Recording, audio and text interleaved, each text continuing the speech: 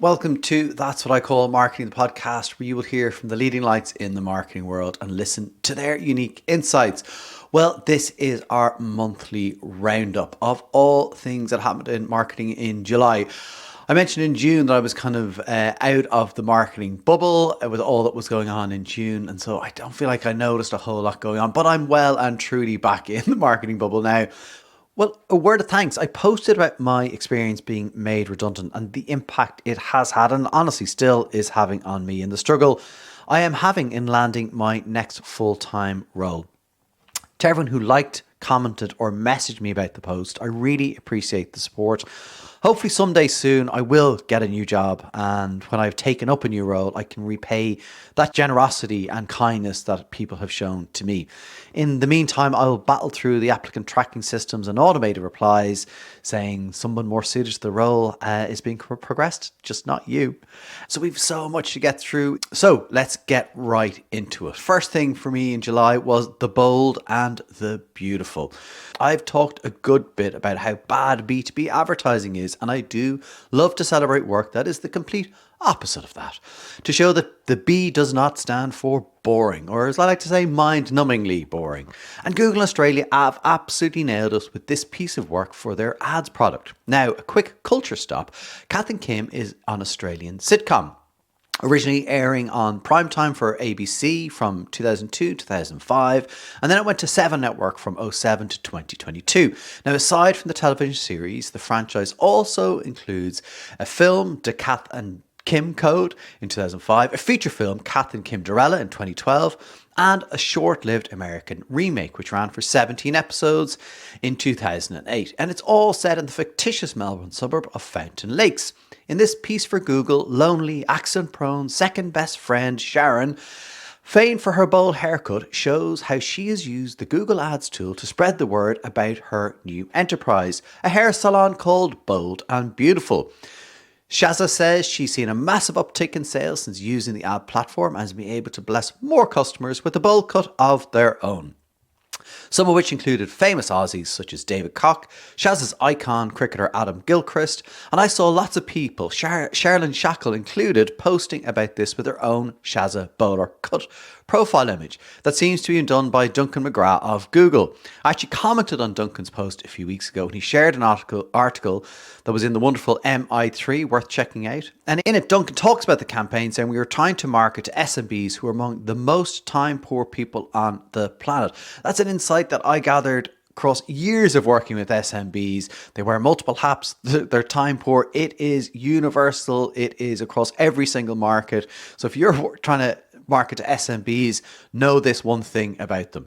So he knew they couldn't take their attention for granted. Yes, more Australians talking about attention, and that played a big part, therefore, in how we devised the specifics of strategy and product. But from the outset, we wanted to bring creativity to the task so we could make sure it cut through. Well, Duncan, you have done that. Now, where's my bold and beautiful haircut? Go to the website boldandbeautiful.com.au to find out more about Shazza's wonderful haircuts and all good things Australian. Well, indies are growing up. Well, 4 years ago, at the height of COVID, two of the soundest people in Adland got together wanting to help creatives who were losing their jobs because of uncertainty of COVID and the impact it was having on businesses. What started out as a social initiative on LinkedIn turned into a passion project that both Una Herlihy and Peter Partland began devoting so much time to, they eventually turned it into a business. And the indie list was launched on July 4th, 2020. Since then, Una and Peter have connected thousands of freelancers with brands and agencies that need expert help, and they now also offer fractional marketing leadership services, helping brands that are scaling to scale faster with the right expertise. So it's great to see things going so well for Una and Peter, who have been incredible support of this podcast for so long.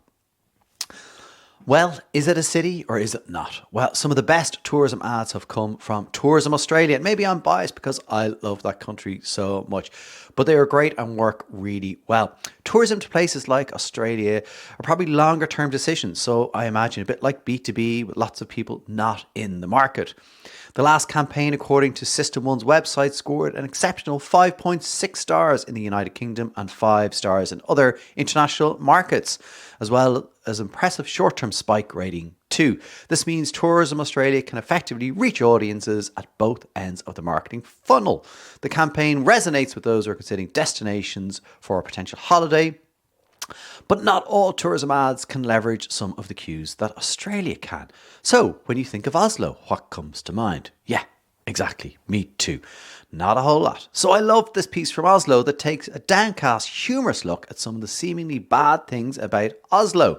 It is easy to get around, you can swim in the city, comparing it to New York or Paris in a bad way, but all the time you're left thinking, sounds like a great place to visit. The casting is wonderful in this piece also, and definitely for me, this is a piece of advertising that's raising the bar in travel communications. So let's see who is going to follow. Well, a very Irish ad for a very Irish product. No, it is not Guinness, but at the On Strategy Showcase in Guinness, Rory Hamilton of Boys and Girls talked about Irishness and the Irishness of ads made in Ireland for an Irish audience and how we have lost our way a bit. And Karen Martin of BBH agrees, saying she doesn't see us in the work. Well, maybe Rory knew he could say all that as he was going to be coming out with a piece of work that is about as Irish as it gets. No, it's not twee diddly eye. The new work for Bulmers takes Bulmers out of the orchard, something we've seen them do before, but they always seem to go back, and is an ad that definitely leads into Irish humour and thinking.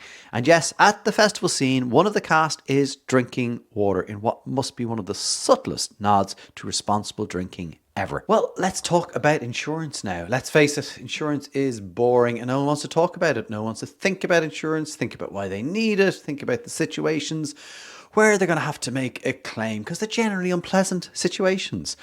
Now, there are a few great examples of insurance ads try to make the category at least somewhat enjoyable. And definitely stand out for me is the special group's work for New Zealand life insurance provider Partners Life, where they used killed off TV characters in a crime show to promote life insurance. So definitely check that out. It is genius stuff. Closer to home, the bunch over a 10th man have launched a new brand platform for AIG Insurance. Now, honestly, I couldn't tell you what their brand platform was before, but the new platform is called It Happens. And it's said to be a creative manifestation of AIG's commitment to helping people overcome everyday mishaps and get back to normal life as quickly as possible. In the first piece released, and there are more apart, but we see a young family's day disrupted by the keys and child getting locked in a car. Now, this is definitely something that does happen and has happened, and it's great that AIG are going to be there and are going to bring back normality to your day. Now, I don't know how the parents are so calm in this situation. I know we would have been killing each other. There definitely would have been blaming going on. The ad is set to the iconic Blue Monday by New Order, and it's great to see brands investing in great music. It is expensive, but when you get it right, it is really worth it and can really pay off. So sticking with insurance, our friends over at Leia Healthcare have rolled out their new campaign, their first work with the gang at Publicis Dublin, and they have definitely leaned into fresh consistency, landing in a Swift Care clinic and using the great distinctive assets that they've built up over the years. That bump. AI advertising. I can't really say that properly. Paul Dervin shared this with me. Yes, that Paul Dervin. It's a fake AI ad done for Volvo, and it was done in less than 24 hours by just one person using artificial intelligence. Creator Rick Deckard generated all the shots with the Runway ML Gen 3 Alpha using text to video. And some small details were retouched in After Effects after the edit was done. Logo, license plate, duplicate cars, etc. Now, what is it about this and why is it so interesting? Well, the narrative is that creativity is dead, advertising has changed forever and all that. And look, AI has been a massive part of this newsletter and I use it all the time to do lots of things. It is faster and better at a lot of things than I am. But in this piece, Rick definitely picked a category that typically does pretty generic advertising. Sorry, you know it's true though. And I could see this on TV or online or wherever and not know that it was made by AI with the help of a human. So the debate then is around the value. So people are saying if this was a real spot, it would have taken days, more than likely weeks for just the production, and it would have cost hundreds of thousands of dollars or euros or pounds or whatever you prefer. So the question is, should Rick, if he was looking to, have gotten paid for the cost it would have taken to make the ad without AI based on his skills and expertise? Or should he just be paid for the 24 hours it took him to do it with AI? You're talking a difference of hundreds of thousands to maybe a couple of thousands. How do we start to put a value in creativity and outputs in this era of AI? Do we need to move to a different model, i.e. not hours based? It's something we all need to start thinking about very, very seriously, agencies and clients. We have to put value on the work, and how do we see the role of AI playing into this? So definitely something to think about. I'd love your thoughts on it. Speaking of AI, I told you AI has a lot of airtime on this podcast and this newsletter. I spotted a post from Robert, one of the co-founders of Capero, where he was talking about the environmental impact of advertising. He'd highlighted that online advertising could soon account for 2% of the world's total energy consumption. So not only is online advertising terrible, it can be damaging to our planet. He linked to the MI3 article, yes, again, another call out for MI3, with the headline that said 10 times higher carbon emissions. Generative AI risks sustainability blowout for brands. Scope 3 turns the spotlight on creative departments. The article goes on to state that while you can generate thousands of images a day for creative execution using tools like Midjourney, OpenAI's DALL-E and Adobe's Firefly, maybe you shouldn't. Each one may require the equivalent of a full iPhone recharge and sometimes even more to push out that picture of a six-fingered bunny rabbit juggling kittens. Meanwhile, if you have switched to generative search on platforms like ChatGPT, you'll be using an order of magnitude more energy than you would on Google for a comparable search. Goldman Sachs says that ChatGPT is 10 times more energy hungry. Other estimates put it as high as 25 times. This is incredible and something I had not thought about. It's also very thirsty, requiring significant amounts of water for cooling down data centers. Wow.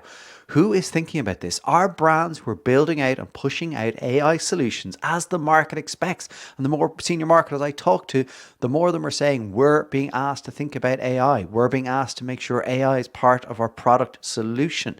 We're being asked to think about AI in our marketing mix.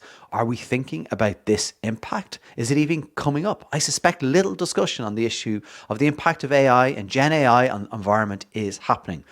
Real progress has been achieved in the programmatic supply chain in the last years thanks to the likes of the creation of the Global Alliance for Responsible Media Sustainability Framework. The quote in the article from Scope 3's Brian O'Kelly suggests that every major marketer will have a sustainability platforms. Any publisher or any platform that says, I don't want to be bothered by this, it's like saying, I don't want to be bothered by brand safety. Great work by MI3 bringing this to all of our attention. Is there going to be big debates and topics around this, the likes of the Festival of Marketing in the UK? Let's see. It's going to be interesting to see how it plays out. Share of what now? Well, sticking with AI, Tom Roach wrote in Marketing Week about his Jellyfish colleague, Jack Smith, who started talking about share of model early this year as a way of measuring a brand's presence on AI tools. So, is this a new metric that we should be thinking about? The concept measures a brand's visibility within AI data sets and kind of ties it to traditional metrics like share of voice or share of search. The metric assesses how frequently a brand is mentioned in large language models compared to its competitors, providing insights into a brand visibility and positioning within AI-generated content. Interesting to see how this one plays out. Tom notes that while share of model metric remains rooted in established marketing principles, its success depends on whether it can reliably predict market share growth similar to its predecessors. The challenge now is to integrate this metric into practical brand management tools, ensuring it promotes strategic, high-quality content creation rather than superficial data manipulation. This is early days for this, and so it is going to, again, be interesting to see how all this plays out. Meanwhile, over at OpenAI, SearchGPT has launched an AI-powered search engine with real-time access to information across the internet. The search engine starts with a large text box that asks the users, what are you looking for? But rather than returning a plain list of links, SearchGPT tries to organize and make sense of them. In one example from OpenAI, the search engine summarizes its findings on music festivals and then presents short descriptions of the events followed by an attribution link. It is just a prototype now, and the service powered by the GPT-4 family of models will only be accessible to 10,000 test users at launch. Wow, huge amount there on AI and how that is impacting our business. Well, the Euros ended, and in massive disappointment if you were English, it has to be said. But Irish gambling brand Paddy Power had a lot of fun. In the run-up to and after the finals, they were on fire during the Euros. They moved at such speed, and my guess is they had options available for all the different scenarios. They played into their TV campaign, Everyone Loves the English, by showing the opposite. They had wonderful social content about fans literally supporting any other country but England. And I think the FA had only opened Gareth Southgate's resignation letter, and Paddy Power had an online video about the selection of a new manager. I think the combination of speed, humour and quality of content made Paddy the Euro winners for me. The only ones that came close were the AI Sports News. Actually, they were brutal. We talked about Andrex's latest campaign here, and they leaned into it for the Euros. I don't think they had anything to do with the Euros or English football. I don't think the FA have an official toilet roll supplier yet. But there was a full page ad in the prestigious Sunday Times and a letter addressed to the England football manager Gareth Southgate relating the England team to great poos. Written on a roll of Andrex toilet tissue, the letter states that you should never hold back what your stomach is telling you to set free. Sometimes in life, you've got to throw caution to the wind, and when it's squeaky bum time, you should flush all inhibitions. Really nice piece. The only thing about this lovely print ad, it was really poorly branded. When I saw it first, I thought it was from Who Gives a Crap. Is ad testing accessible? Well, we had the discussion here on this podcast, and I asked Mark Ritson about it as well. You know, are we dummies if we don't do our testing, our pre-testing? And Mark and others have said, of course you're an idiot. My point was it can be out of reach of some brands that are growing and scaling. So I was intrigued to see Future Proof Insights and Amoric Research launch Prism Plus in July, a new ad testing offering that's bringing together neuroscience and behavioral research. Like other ad testing platforms, it hopes to help advertisers and their agencies improve effectiveness of their advertising.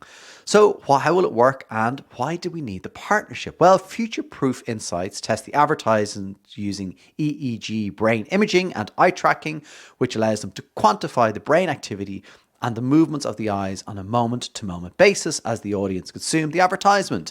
In parallel to this, lab testing and Amoric Research test the very same ads by surveying a representative sample of the population to capture detailed measures for recall, relevance, and respondents are asked to score the advertisements on dimensions of capabilities, opportunities, and motivations, which allows Amoric to generate an overall measure of projected behavioural consequences. Sean Higgins of Future Proof Insights said, effectiveness is naturally a constant topic in the industry, and we believe that through Prism Plus, advertisers will not only be able to learn how effective their work is, but also why it is so effective. The report outcome has a very System 1 feel to it for sure, although, and this isn't a criticism, but the output doesn't look as sophisticated just yet. I'm guessing Prism Plus is going after that market and is definitely pricing itself into the market. Does it give you the same output as System 1, who are definitely the market leader? I don't know. But one of the things I spoke about was the need for this for smaller brands, and it seems like this is a route in. So do you speak effectiveness? Now in its third year, Kantar and Marketing Week have released their Language of Effectiveness report. Russell Parsons opens up with a stark reminder that it has been another bruising year for marketers. The way effectiveness is seen has inevitably changed, as has the way it is perceived by the C-suite. The report highlights several key areas and worryingly notes that all measures of effectiveness have declined since 2023, suggesting that marketing effectiveness is moving backwards. It appears leadership lacks a clear understanding of effectiveness, often addressing it in an ad hoc. Interestingly, the creative effectiveness agenda is progressing more positively than general marketing effectiveness. This could be due to the growing popularity of testing platforms. Again, more testing. The report also examines AI usage, revealing that most marketers still don't use AI in any of the 8 effectiveness areas surveyed. Barriers such as lack of knowledge, time, or dedicated resources are preventing teams from adopting AI. And B2B organizations are less likely to use AI than B2C. The issue of balancing long and short-term marketing investments persists. Almost a third of respondents report budget cuts this year, up from 21% in 23. Brands are more likely to cut long-term investment than short-term, and have increased short-term spend more than long-term. Pete Markey, who's CMO of the year, CMO at Boots, notes that the plethora of responsive performance media channels such as paid search and social media puts pressures on marketers to prioritize short-term investment. He warns, and please listen, he warns on the over-reliance of performance challenges could erode the top of the marketing funnel, causing future issues. We are solving for short-term problems. We got to think about the future brand growth. Markey also points out that brand-focused channels like TV can have a substantial short-term impact, enhancing the performance of other channels. And of course, Boots released a great summer ad, and I'd love to see, because I'm sure Pete has it, the data on what that has done for short-term. ROI does remain a top priority for boards, although fewer marketers this year say their leadership ranks it among the top 3 metrics. This shift might indicate that CEOs, CFOs, and other board members are becoming more attuned to the nuances of marketing effectiveness measures. Are you finding that? Surprisingly, B2B lags slightly behind B2C in effectiveness. B2B marketers are less likely to strongly agree that there's been increased focus on effectiveness in the past 3 years. The report is a fascinating read. It does, for me, lack tangible steps for marketers to bridge the effectiveness gap. It may simply reassure you that your challenges are shared by many, but certainly worth checking out on Marketing Week. It's a biscuit, it's a bar. It's a biscuit, it's a bar. Well, does anyone remember those ads? These were ads in the 80s for Kit Kat. And when I saw the new work for Jaffa Cake, it immediately made me think of that work. And there's nothing wrong with that. It is wonderful work. And this work from Jaffa is incredible. It is the art direction, the product is shown, the tone is fantastic. I love the idiot execution. It creates a debate where we didn't know we needed one. Clearly, the biscuit category is feeling the pinch of the discount retailers and their like me products. McVitie's Stablemate Digestives had work out claiming to be the original and the best. Lovely shots of the product there too, but it felt a bit defeatist almost. It was almost like the issue was in the ad. This for me is a much better way of addressing the issue by having fun, building the brand, showing the product, and as I say, creating a debate where nobody knew we even needed one. Us Mode. Well, I've posted in this newsletter before about connection and disconnecting, and I'd love some help with an idea I have genuinely about phones and disconnecting from them. So if anybody is interested and is involved in manufacturing or product design, please get in touch with me. I would love to talk to you about this idea I genuinely need your help. Well, this is definitely a trend we are seeing, and companies that tap into it, I believe, will start to win. US Cellular have created a campaign that they are positioning themselves as the company that is encouraging you to use your phones less. Yes, a phone company saying use your phone less. I do think the point they make is good. It is ironic the phones were meant to connect, but in lots of ways, we are more disconnected than ever before. So they've tapped into this and they're using the irony and using Alanis Morissette, who famously wrote that song about irony, where all the examples were not ironic. How ironic was that? To showcase the irony of the situation. You need to check it out. I really hope they can help us find a way to reconnect, and it's great to see them taking a lead in this. So has the cookie crumbled? So Google has decided to abandon its plan to completely remove third-party cookies from its Chrome browser. This shift marks a significant change in their approach to privacy and online advertising that has been in the work for 4 years. Now, initially, Google had intended to phase out third-party cookies to enhance user privacy and move towards a more secure web environment. According to the Irish Times, as recently as February, Google said it had started to remove some cookies and aimed to switch off all third-party cookies by the end of the year. However, the UK Information Commission's office still had issues with the proposed replacement technologies, calling them deeply flawed. The jury clearly still out on this, whether it's good news or bad news that Google have decided to abandon these plans. I suspect the Google narrative will be, we are thinking about the consumers. But what might it mean? Well, Maybe it will give users more control over their privacy settings. Instead of a blanket removal of cookies, users can now choose how they want to be tracked, allowing for a more personalized browsing experience without compromising their privacy entirely. Probably one of the biggest things, and something that will matter to Google, is advertisers are likely to be happy. The removal of third-party cookies would have significantly disrupted current advertising models. Of course, this all means that Google will continue its dominance in the advertising market, something I am sure people more expert than me will look at, like competition authorities. The move aims to enhance user choice, so that's what Google are saying. But how simple will this be to give us, the users, total control? Well, let's see. Some privacy advocates believe this doesn't go far enough. Well, time for some soap wars. Well, CeraVe, owned and created by actor Michael Cera, have come back off their brilliant Super Bowl campaign fronted by their founder, and not only won at Super Bowl, but won before and after. I read something today that people are still talking about it online, and CeraVe have been explaining that the actor is, in fact, not the creator of the product. What? Yes, months later, this work is still working for them, showing the power of a good creative idea. But they are not sitting back and have just launched a melodramatic soap opera style campaign for their hydrating facial cleanser. The campaign includes video content, influencer marketing, and a mobile tour focused on skincare education. In a plot brimming with soap opera cliches, overacting, frosted lenses, and doppelgangers, a well-to-do heiress, Conchita Clensington, and I'm sure I've pronounced that incorrectly, portrayed by actress Conchita Gomez, wakes up to find her house stripped of CeraVe cleanser. Her parents confess to drastic measures using bar soap and sleeping with makeup on, leading to Clensington's dramatic fainting. CeraVe's latest campaign, developed by 72 and Sunny, features 30 influencers creating soap-worthy content.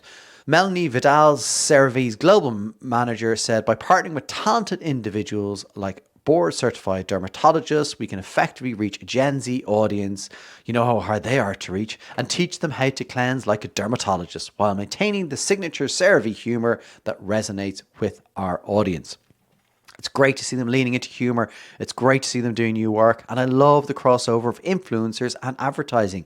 It has been happening slowly over time. But at times it felt more like an afterthought. Like, what will we get the influencer to do with this? But now it's becoming central to the ideas that we're seeing coming out of agencies. So really great work and really enjoyable. So do check that out. So here is a bit of an Olympic section for you. Let's be transparent. Even as a global tier 1 partner, your brand is entirely absent at the Olympic Games. Unlike, let's say, the World Cup, where the brand gets lots of pitch side exposure, the Olympics has no branding, bar that of the Games at the Games. Well, also, unless you're Louis Vuitton and you actually have the trays that the medals are getting delivered on. That's incredible marketing right there by them. Incredible. So between, I think, them, Omega, and the kit providers, that's where you're getting your branding if you're an Olympic partner. Outside of that, it is very, very difficult. So you really have to advertise and activate the shit out of it. Samsung, working with BBH in London, had come up with a transparent medal to help engage those pesky Gen Zers again. You know, they don't engage with anything to engage with the games. And their favourite device, of course, it is a Samsung. So throughout 2024 Paris Olympic Games, I hope I don't get in trouble for saying that, Samsung is celebrating the spirit of openness, a campaign focused on overcoming challenges and sharing past failures, designed to start a new social movement. They could have done without that. The Openness Medal is supposedly based off the insight that Gen Z are more interested in the athlete stories than the sports they actually compete in. I've no doubt there's lots of research here, but is that a new insight? Anyway, devised by the wonderful folks at BBH London, the campaign will enable Gen Z to learn more about the stories behind Team Samsung Galaxy athletes. Now, I hate that I'm excluded from finding out more about these athlete stories just because I'm not a Gen Zer. So, Neil Clark from BBH, can I see these Gen Z stories? These stories about these athletes? He's quoted as saying, we all fail, we all make mistakes, we all break. Winning is a tiny part of the journey. The Openness Medal is here to help normalise failure, overcome challenges, and hopefully inspire more young people to be open to sport and not to give up. I should get an Openness medal. I fail all the time. The medals themselves will be awarded throughout the games. I'm not sure if they're actual physical medals. I think they are. I hope they are. They do look great. Now we need to focus on winning at the Olympics, of course, and Nike's Olympic 2024 campaign is about winning isn't for everyone. It has been widely acclaimed for its bold and unfiltered approach to celebrating the ruthless determination behind athletic greatness. Narrated by William Dafoe, the campaign created by Wieden and Kennedy in Portland features a star-studded cast of athletes including LeBron James, Serena Williams, Cristiano Ronaldo and Kobe Bryant. The core of the campaign is a striking hero film that showcases the athletes at their most intense moments, underscored by Dafoe's provocative narration. The monologue explores themes of single-mindedness, obsession, and selfishness. There's a line in it, am I a bad person? I'm obsessive, I'm selfish, I have no empathy, I don't respect you, I'm never satisfied. It's challenging us to rethink the qualities that contribute to greatness, and certainly these elite athletes definitely think differently. The campaign has been praised for raw honesty and powerful portrayal of the mental and emotional challenges faced by top athletes. It does break away from the usual glorified narrative instead of highlights the gritty reality of pursuing excellence. Of course, it does highlight, and I'm not sure if it was intentional, but the pressures faced by elite athletes and the impact it can have on their mental health. It's worth remembering that so many of the athletes that go to the Olympics barely get by on grants and sponsorship, and life after the games can be incredibly tough. So while Nike isn't glamorizing the wins and success, it is showing the grit and determination it is doing with superstars. Nicole Graham, Chief Marketing Officer at Nike, has said that this is a story about what it takes to be the best. The legacies have yet to be shaped and the dreams that will be made real. It reminds the world that there's nothing wrong with wanting to win. So during and after the games, Nike will share and highlight some of the lesser known names and faces. Nike definitely doesn't shy away from pushing the boundaries and doing great work. Think about Find Your Greatness. And also in 1996, they ran You Don't Win Silver, You Lose Gold for the games that year. So this definitely feels very Nike for me. And let's face it, there aren't many brands you get to say that about. Of course, lots of stories around the troubles facing Nike, and they're very, very real troubles. People wondering, is this going to be the resurgence of Nike? Look, one ad isn't going to do it, but is this going to be a turning point for them? Well, let's see how the games pan out for Nike.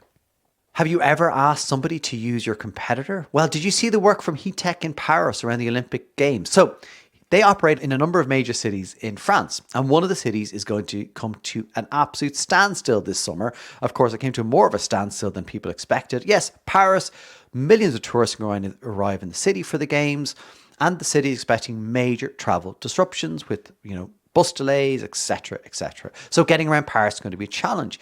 So Heattech has decided to step in and support Parisians during this time by promoting its number one competitor, Uber. The campaign, which they translate into 12 languages, encourages visitors to Paris to choose Uber for their travels in the city. The CMO of Heattech, Renault, is quoted as saying, "It's an opportunity worth tens of millions of euros for the ride-sharing market, but we've chosen to sit this one out because serving this population would degrade the quality of service for Parisians, who are our priority." Now, marketers have been, as we do, questioning if this is a good idea. Should we promote the competition, or could this be an absolute stroke of genius? Well, Renault has just promised to tell Diplomat Agency how it all goes after the game. So stay tuned and we'll bring you an update on that as well right here. And that's what I call marketing. So I did say at the top, there's been lots going on in marketing in the month of July, or I'm certainly back in the marketing bubble. So other bits and pieces that caught my eye in the month of July. And listen, I'm missing stuff. So do leave a comment and let me know what you've seen that you love or you loathe.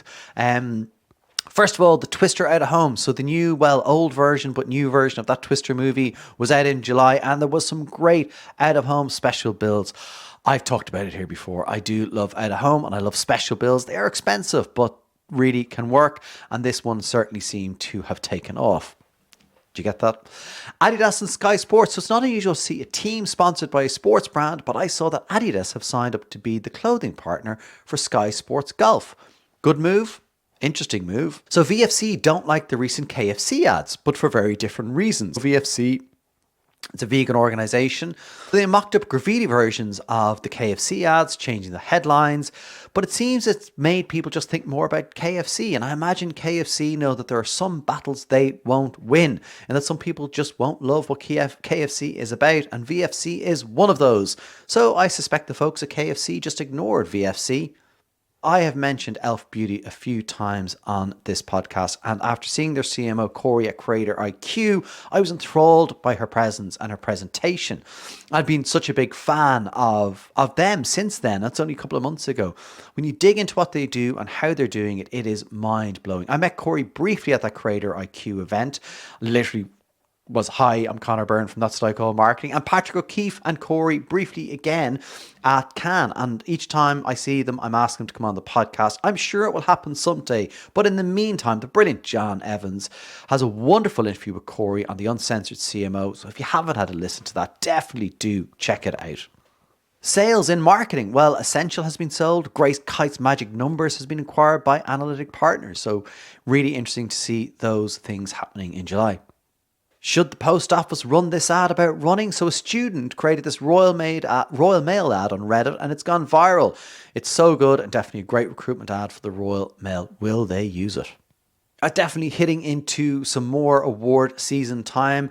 Marketer of the Year is being announced in Ireland. So the judging panel has been announced. As per usual, Michael Cullen has pulled in some serious heavy hitters to sit and judge the best marketers. So good luck to everyone who gets nominated.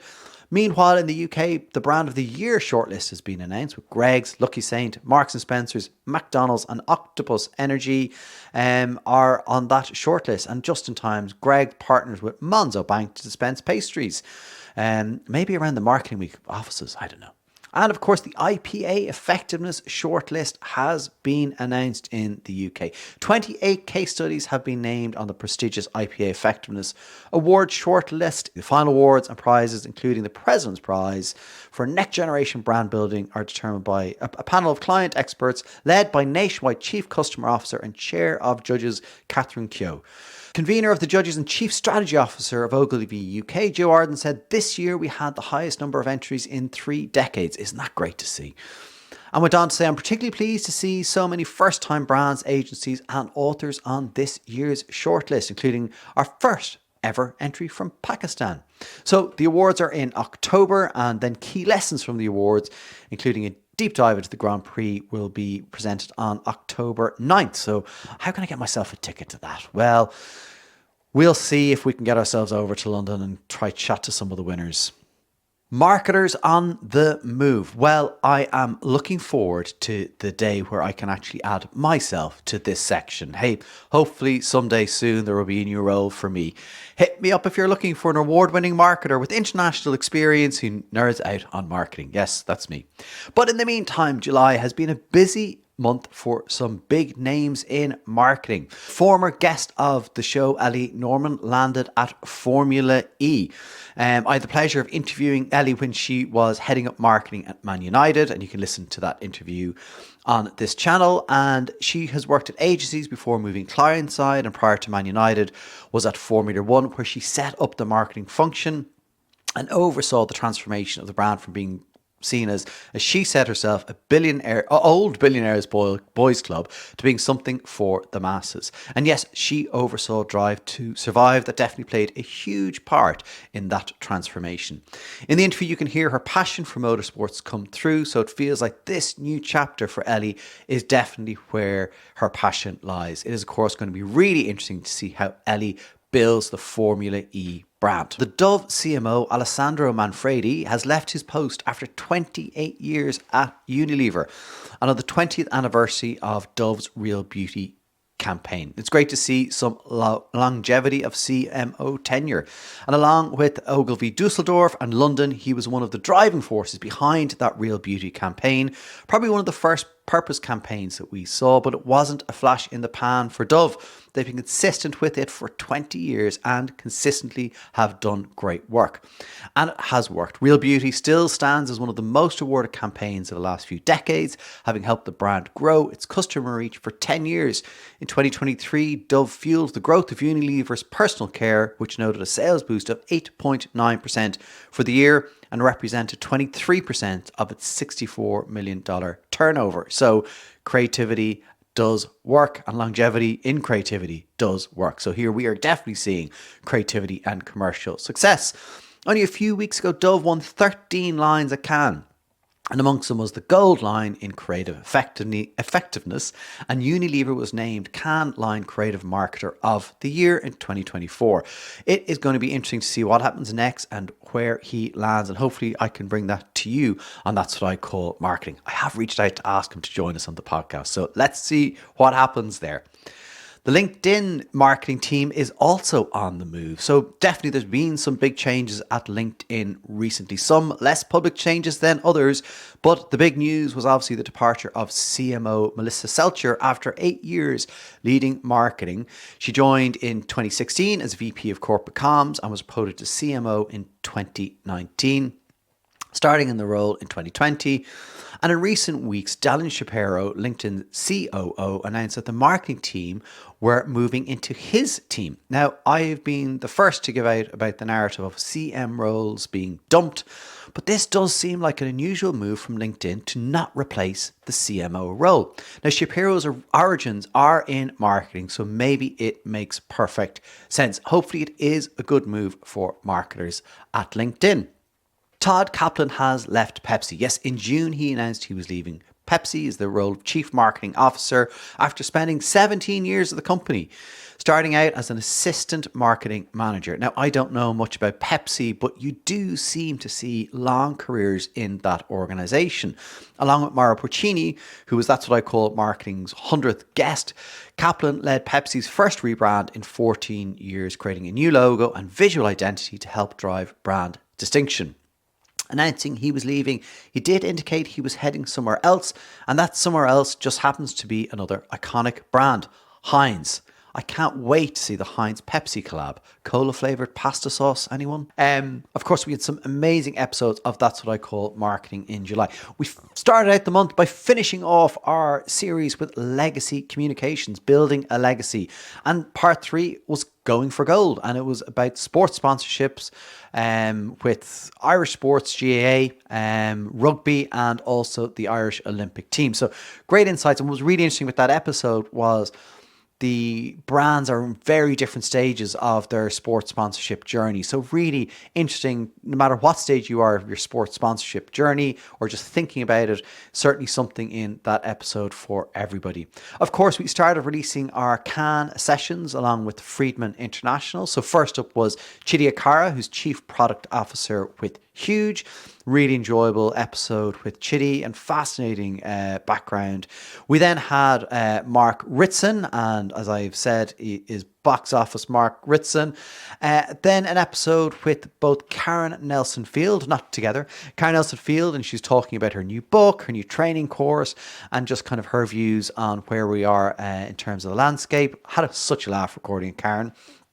And then Karen Deep, who is the Regional Marketing Director of Duolingo in India. I'm really fascinating, talking to him about localization and how you kind of bring a global brand to a local market. Lots of things that I could really resonate with him there from my own experience. And we round off the month with Kevin Kent. So Kevin is head of marketing for Leia Healthcare, and they won marketing team of the year at the recent marketing awards here in Ireland. So great again to hear about how marketing leaders setting about creating that culture and the ambition to be marketing team of the year. So really wonderful set of episodes, and of course we have more coming from the Cannes sessions in August, so do stay tuned for all of that. I've mentioned before, we've got a whole new series of workshops that we've developed we can offer and tailor to your needs, but these are really interesting and really enjoyable workshops. First one is called Making It Work. So it's getting you through the first 90 days of a new client agency relationship. It can be challenging. That joy of winning the pitch moves quickly to delivering great work. This workshop helps you navigate through that, ensure there are no buyer's remorse in that first. The next is They Just Don't Get Me, the client series, a workshop for clients that helps them understand the agency world, navigate and establish great ways of working with your agency. They Don't Get Me, the agency series, a workshop that delves deep into the world of client side, going behind the curtain to help you understand how things tick and why things go off track. Brand strategies for non-profit. After a successful session at the Non-Profit Summer School, we've been asked by a number of non-profits to come and support them establishing transformative brand strategies for their organizations. We're now offering that starter workshop that helps you think about how you transform your non-profit brand. And finally, we have From the Minds of the CMOs, where I bring you through a lot of the learnings from That's What I Call Marketing, from talking to so many global marketing leaders to help you understand what's on their minds, what's keeping them awake at night, and what they are thinking about. Well, look, that is it for this episode of Top of the Marketing Charts in July. There's so much going on. And again, I'm sure we have missed so much. So please do get in touch. Let me know what you enjoyed this month. Let me know what things you thought missed the mark. We all get better by having these conversations. None of this is criticism to anybody. None of this is glowing endorsements, because some of this stuff may not work, and I want to hear about that. I want to hear the commercial results of all this work, because do you know what? That's what marketing is about. Yes, we can have lots of fun. We can create great work, but we ultimately have to impact the business. We have to have great commercial minds, great commercial thinking, because that matters. That's what we talk about so many times. That's what the C-suite care about. That's what's going to elevate marketing. It's going to help us continue to ensure we have an impact and we have the right sort of impact on our businesses. So thanks so much for tuning in. As always, that's what I call marketing.com. You can go back, you can find all our previous podcast episodes. As I said, we are coming up on 100 episodes of That's What I Call Marketing. So please do subscribe, do follow us, do rate, review, all those kind of things really help us in terms of how we grow and reach more people just like you. So from me, your host, Conor Byrne, thanks so much for tuning in, and stay tuned next Tuesday for the next episode of That's What I Call Marketing.